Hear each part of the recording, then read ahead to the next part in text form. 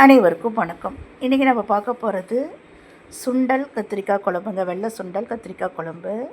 அது எப்படி செய்யலான்னு பார்க்கலாம். நான் ஏற்கனவே சுண்டலை குக்கரில் 6 விசில் வச்சு எடுத்து வச்சுருக்கிறேன். இந்த குழம்பு பார்த்திங்கனாக்கா இட்லி, தோசை, சப்பாத்தி, சாதம் எல்லாத்தோடையும் தொட்டு சாப்பிட ரொம்பவே சூப்பராக இருக்கும். எப்படி செய்யலான்னு பார்க்கலாம் வாங்க. Welcome to my channel cook for my செல்லம். ஒரு கடாயில் 2 டீஸ்பூன் ஆயில், 10 சின்ன வெங்காயம், ஒரு பெரிய வெங்காயம், 8 பல் பூண்டு, 1 இன்ச் அளவுக்கு இஞ்சி சேர்த்தாச்சு.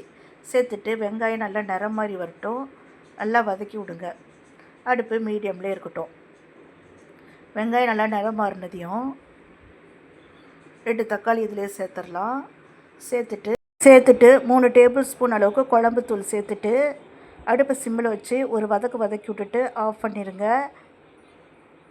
3 டேபிள் ஸ்பூன் துருவன தேங்காய் சேர்த்துடலாம்.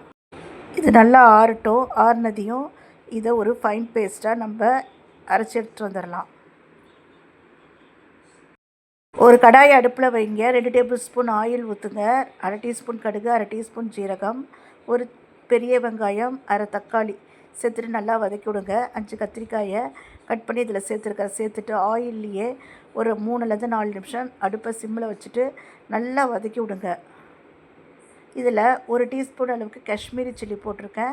ஜஸ்ட் ஃபார் கலருக்காக மட்டும்தான் போட்டிருக்கேன். உங்களுக்கு இது இல்லைனா ஸ்கிப் பண்ணிக்கலாம்.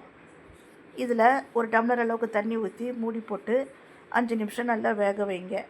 இதில் நான் சொன்ன மாதிரி இதில் கத்திரிக்காய் இல்லையே நம்ம ஏற்கனவே வேக வச்ச வெள்ளை சுண்டல் ப்ளஸ் காராமணி ரெண்டையுமே இதில் நான் சேர்த்துட்டு மூடி போட்டு ஒரு 5 மினிட்ஸ் நல்லா வேகட்டும். 5 நிமிஷம் கழித்து அரைச்சி வச்சுருந்த மசாலாவை சேர்த்துடலாம். சேர்த்துட்டு நல்லா கலந்து விடுங்க. இதில் 1 கப் தண்ணி சேர்த்துருக்கிறேன். சேர்த்துட்டு இதுக்கு தேவையான அளவுக்கு உப்பு சேர்த்துட்டு மூடி போட்டு சிம்மில் ஒரு 10 நிமிஷம் வேக வைங்க. 10 நிமிஷம் கழித்து ஒரு கையளவுக்கு கொத்தமல்லி கருவேப்பிலை சேர்த்துட்டு ஆஃப் பண்ணிடுங்க. அவ்வளோதான், சூப்பரான சுண்டல் கத்திரிக்காய் காராமணி குழம்பு ரெடி. இந்த வீடியோ பிடிச்சதுன்னா ப்ளீஸ் என்னோடய வீடியோக்கு ஒரு லைக் கொடுத்து சப்ஸ்கிரைப் பண்ணுங்கள். நன்றி, வணக்கம்.